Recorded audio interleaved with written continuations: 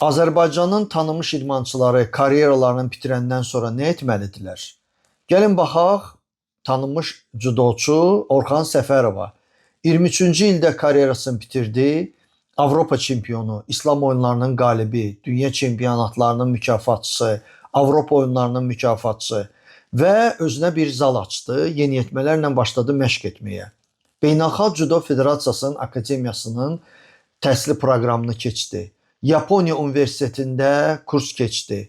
Hələ indi də öz təhsilini davam edir və bir daha 2 il ərzində özünü yeniyetmələrlə işləyən gənc mütəxəssis kimi göstərəndən sonra Judo Federasiyası ona iş təklif etdi. Milli komandada yeniyetmələrlə işləmək.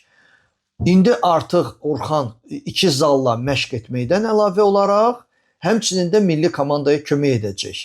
Sadəcə olaraq çətinlik çəkmək lazımdır, təhsilini davam etdirmək lazımdır, əziyyət çəkmək lazımdır və yadda saxlamaq lazımdır ki, sənin əldə etdiyin keçmiş titulların növbəti işə heç bir təsiri olmamalıdır. Bu təcrübədir, amma o təcrübəni sən bacarmalısan, inkişaf etdirəsən və yeni nəslə göstərəsən.